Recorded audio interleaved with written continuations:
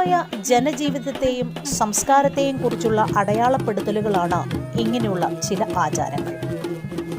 സാംസ്കാരിക ചുറ്റുപാടുകളുടെ ബാക്കി പത്രങ്ങളായ ഇത്തരം സൂക്ഷിപ്പുരേഖകൾ തേടിയുള്ള മലയാളം ടിവിയുടെ യാത്രകളിൽ അധികമാരും സഞ്ചരിച്ചിട്ടില്ലാത്ത ചരിത്ര യാഥാർത്ഥ്യങ്ങളുടെ പിന്നാമ്പുറ കഥകൾ കണ്ടും കേട്ടും പഠിച്ചും പറഞ്ഞും അറിഞ്ഞവ മാത്രം പ്രേക്ഷകരുടെ മുമ്പിലേക്ക് എത്തിക്കുന്നു.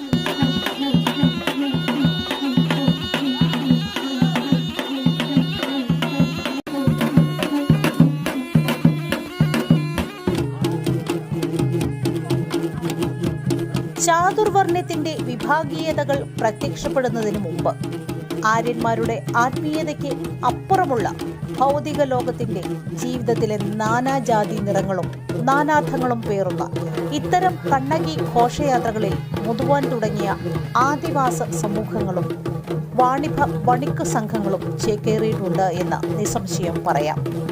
പ്രത്യേകിച്ച് കണ്ണകി തന്നെ ഒരു വാണിക കുടുംബത്തിൽ പിറന്ന ആളാണല്ലോ. അതും മധുരയിൽ നിന്നും കൊടുങ്ങല്ലൂരിലേക്കുള്ള യാത്രയാകുമ്പോൾ അവർ സഞ്ചരിച്ച വഴികളിലെ ഭൂപ്രകൃതി വർണ്ണന ഇന്നും അന്വർത്ഥമാണെന്ന് തന്നെ പറയാം.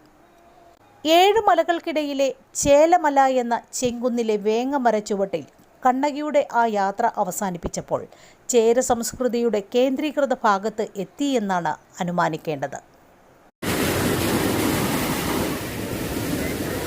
പിന്നീട് നമ്മൾ കാണുന്നത് കണ്ണകിക്ക് ചേരൻ തുറമുഖ നഗരമായ കൊടുങ്ങല്ലൂരിൽ ക്ഷേത്രം പണിയുന്നതാണ്.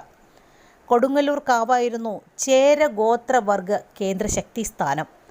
അവിടെയാണ് ചേരന്മാരുടെ രാഷ്ട്രീയ ശക്തി കേന്ദ്രീകരിച്ചത്. എല്ലാ കാവുകളും കേന്ദ്രീകൃതമാകുന്നത് ഇവിടെയാണ്. എല്ലാ കാവുകളിലെയും അമ്മ മധുരയിലെ കണ്ണകിയാണ്. അങ്ങനെയുള്ള കാവ് ശൃംഖലയിൽപ്പെട്ടതായിരുന്നു ക്നാശ്ശേരിയും. പിന്നീട് ബ്രാഹ്മണ്യം തഴച്ചു വളർന്ന കാലത്ത് കണ്ണകി കാവുകളെ പുരാതന ദേവതകളുടെ ഇരിപ്പിടങ്ങളാക്കി മാറ്റി. അതായത് കാവ് ശൃംഖലകൾ എല്ലാം തന്നെ ഭഗവതി കാവുകളിലേക്ക് കുടിയേറ്റപ്പെട്ടു. ഈ യാത്ര ഒരു ഓർമ്മപ്പെടുത്തലാണ്. കണ്ണകിയെ അകമ്പടി സേവിച്ചവരുടെ പിൻതലമുറക്കാർ നടത്തുന്ന പഴയകാല സംസ്കൃതിയിലേക്കുള്ള ഒരു തിരിഞ്ഞുപോക്ക്.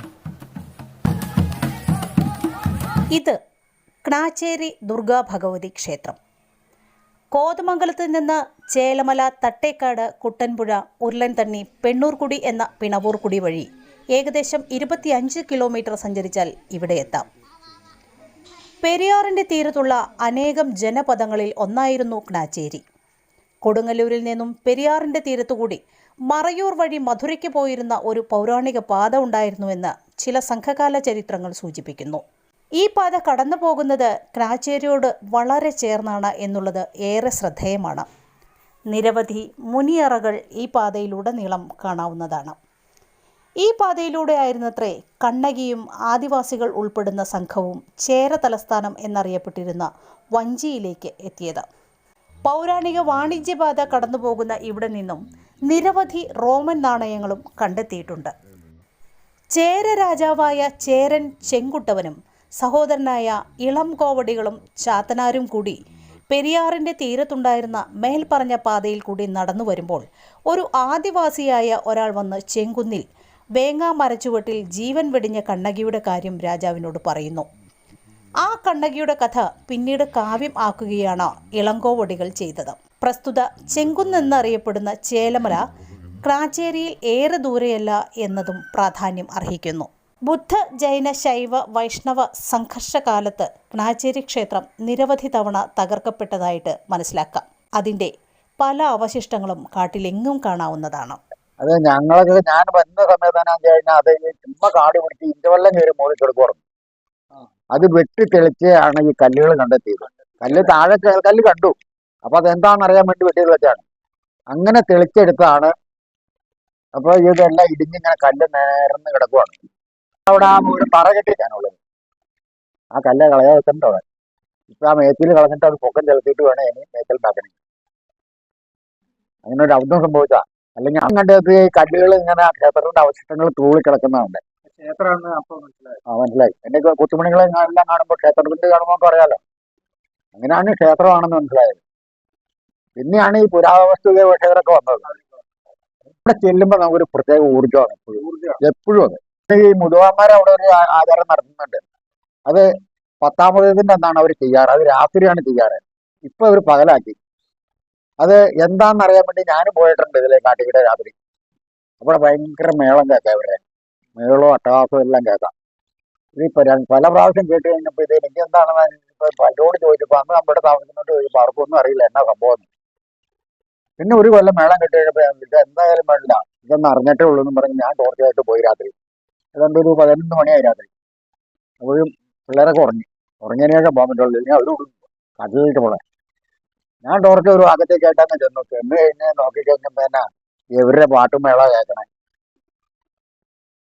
ഈ മുതുവാത്തികളുടെ തുള്ളലും പാട്ടും നല്ല രസമാണ് കണ്ടോണ്ടിരിക്കാൻ. ഇപ്പോഴും ഉത്സവത്തിന്റെ ഒരാഴ്ച മുമ്പ് അവർ ചെയ്യുന്നുണ്ട് ആ പാറയ്ക്ക് ഒരു പായസം വയ്പ്പും. പായസം പാറ എന്ന് പറഞ്ഞാൽ ആ പായസം വയ്പ്പും പരിപാടി തന്നെ ഇപ്പോഴും ഉണ്ട്. അത് നിർത്തിയിട്ടില്ല അവർ. അന്ന് നടത്തിക്കൊണ്ടിരുന്ന അവര് ആ അവിടെ കുറച്ചിടെയാണ് മിറ്റായിട്ട് തെളിഞ്ഞെടുക്കുള്ളൂ. അവിടെയാണ് അവർ ചെയ്തുകൊണ്ടിരുന്നത്. അന്നും അവർ ഈ മുടിലൊന്നും വെട്ടിക്കളയാൻ അവരും തയ്യാറായിട്ടില്ല. ഇത് ചെന്ന് കണ്ടതിന് ശേഷമാണ് ഞാൻ നിന്നിട്ടാണ് പിന്നെ ഇത് വെട്ടാൻ തുടങ്ങണേ.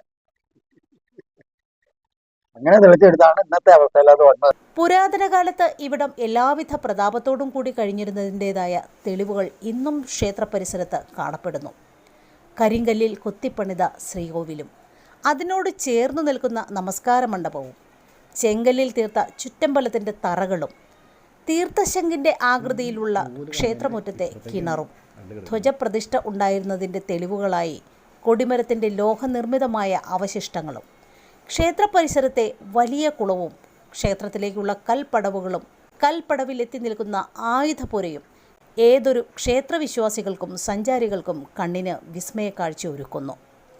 ക്ഷേത്ര കവാടത്തിലേക്ക് തിരിയുമ്പോൾ വലിയ പാറയിൽ കാണുന്ന കുഴികളിൽ ഏത് കഠിന വേനൽക്കാലത്തും ജലസാന്നിധ്യം കാണപ്പെടുന്നു. ക്ഷേത്രത്തിന്റെ പുനഃപ്രതിഷ്ഠയ്ക്ക് മുമ്പ് ഈ ക്ഷേത്രത്തിന്റെ കിണറുകളെല്ലാം കണ്ടുപിടിക്കുന്നതിന് മുമ്പ് ഈ കാണുന്ന കുഴിയിൽ നിന്നാണ് ക്ഷേത്രത്തിന്റെ ആവശ്യങ്ങൾക്ക്, പൂജാ ആവശ്യങ്ങൾക്കായിട്ടുള്ള വെള്ളം എടുത്ത് ഉപയോഗിച്ചിരുന്നത്. ഒരിക്കലും ഏത് വേനൽക്കാലത്തും പറ്റാത്തൊരു വെള്ളമുള്ള കുഴിയാണിത്. അതിൽ മൂക്കിന്റെ ദ്വാരം പോലെ 2 ദ്വാരം ആണ് ഈ പാറയിലെ, ഇത്രയും പൊക്കത്തുള്ള ഈ പാറയിലുള്ള വെള്ളം ഇതിനുള്ളത്.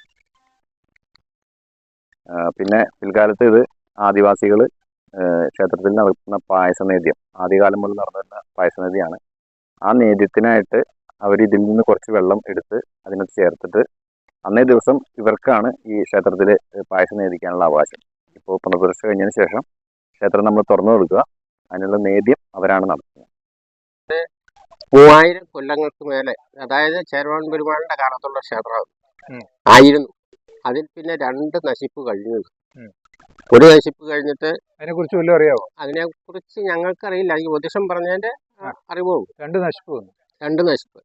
അതിന് ഒരു നശിപ്പ് കഴിഞ്ഞിട്ട് പുനരുദ്ധാരണം കഴിഞ്ഞിട്ട് പിന്നീട് ഒരു നശിപ്പ് കഴിഞ്ഞ് ഇപ്പൊ ഇതിലേക്ക് വന്നിട്ട് 500 വർഷം മുമ്പാണിത് രണ്ടാമത് നശിച്ചു പോയേക്കണേ. ഇത് 3ാമത് ഞങ്ങളായിട്ട് വന്നപ്പോ ഇതിന് മുമ്പ് പോയേക്കണ 500 വർഷത്തെ പഴക്കം. 500 വർഷം.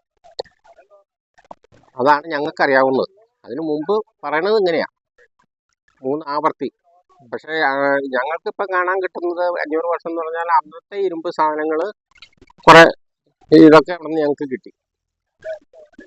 പിന്നെ അവശിഷ്ടങ്ങൾ ചില മേൽക്കൂരയുടെ ആണെങ്കിലും മേൽക്കൂര പണ്ട് മരമായിരുന്നിരിക്കണം. കാരണം ഞങ്ങൾ ഇതിന്റെ വാഴം താപ്പണ കാലത്ത് കരിയൊക്കെ കിട്ടി. കരി, പൂരോടിന്റെ കഷ്ണങ്ങൾ, പഴയ കാലത്തെ ഓടില്ലേ അതിന്റെ കഷ്ണങ്ങളൊക്കെ കിട്ടി. പിന്നെ നമുക്ക് മേളിലേക്ക് ഭിത്തി മാത്രമാണ് കല്ല് കിട്ടിയിട്ടുള്ളൂ. ഭിത്തി കിട്ടിയിട്ടുണ്ട്. പിന്നെ ബലിക്കല്ലുകൾ, ഇങ്ങനെയുള്ള സാധനങ്ങൾ. ബലിക്കല്ല് എന്ന് പറഞ്ഞാൽ ഈ ക്ഷേത്രത്തിന്റെ ഫ്രണ്ടിൽ ഇങ്ങനെ വട്ടത്തിലുള്ള കല്ലുകളുണ്ട്. അത് വലുതാണോ? ചെറിയ? അത് വലുതുണ്ട്. വലുത് കിട്ടിയിട്ടുണ്ട്. ഏറ്റവും വലുതാണ്. ഇനിയിപ്പൊ അതിന്റെ മണ്ണിന്റെ അടി, അത് മണ്ണ് കുഴിച്ചപ്പോ കിട്ടിയതാ. അപ്പൊ അതിന്റെ അടിയിൽ ഇനി എന്തൊക്കെ ഞങ്ങൾക്കറിയില്ല. ഞങ്ങളത് കാണുമ്പോൾ ഇത് ഇങ്ങനെ 4 സൈഡിലേക്ക് സ്പ്ലിറ്റ് ചെയ്ത് കിടക്കുക. ഈ കല്ലേ ഒരു പെരയുടെ ഭിത്തി 4 സൈഡിലേക്ക് പൊളിഞ്ഞു കിടക്കണ ആണ്. ആ രൂപമാണ് ഞങ്ങൾക്ക് ഉള്ള ഇത്. ഞങ്ങൾ അതിൽ നിന്നാണ് തുടങ്ങിയത്. ഇപ്പൊ മറ്റേ ഇതിന്റെ പൂജാകർമ്മം സൂര്യകാലിന്റെ ഇല്ലത്തെ തിരുമേനി തന്ത്രം, പിന്നെ തന്ത്രി പരമേശ്വര പടതിരിപ്പാട്, അദ്ദേഹമാണ് ക്ഷേത്രത്തിന്റെ തന്ത്രി. ഇപ്പൊ മേൽശാന്തിയായിട്ട് രാജീവായിരുന്നു. രാജീവ് പോയി കഴിഞ്ഞതിന് ശേഷം സ്ഥിരമായിട്ട് ഒരാളായിട്ടില്ല. ഇനി ഞങ്ങൾക്ക് ചിറ്റമ്പലം ശരിയാക്കണം. അതിലൊക്കെ ഉപരി അന്ന് ഈ പുരാതന കല്ല് ഉപയോഗിച്ച് പണിയാൻ ആളെ കിട്ടാനില്ലാതെ വന്നു കഴിഞ്ഞിട്ട് ഞങ്ങളിത് പണിയിപ്പിച്ചപ്പോൾ അത് പണിതവൻ ഇട്ടേച്ചു പോയി. പിന്നെ ഒരു പ്രകാരത്തിലൊക്കെ ആ ക്ഷേത്രം പണിതൊപ്പിച്ചേ. ഈ ഫോറസ്റ്റിന്റെ ഭാഗത്ത് നിന്ന് കുറെ പ്രശ്നങ്ങൾ അവര് കുറെ തടസ്സങ്ങളൊക്കെ ഉണ്ടാക്കിയെന്ന് പറഞ്ഞ് അത് പണ്ട്, ഇപ്പൊ കുഴപ്പമൊന്നുമില്ല. ചില ആൾക്കാർ വന്നിരിക്കുമ്പോ അവര് അവരുടേതായ ഒരു മൂരാജി സ്വഭാവം കാണിക്കും. ഇപ്പൊ ഇരിക്കുന്ന സാറന്മാരൊക്കെ നല്ല അനുകൂലമായിട്ടൊക്കെ. കാനന മധ്യത്തിലെത്തുമ്പോൾ സൂര്യരശ്മി പോലും കടക്കാത്ത ക്ഷേത്രാങ്കണം ഭക്തിയുടെ അവാച്യമായ ഒരു സുഖാന്തരീക്ഷം പ്രദാനം ചെയ്തുകൊണ്ട് ഒരു മാസ്മര വലയം തന്നെ തീർക്കുന്നു.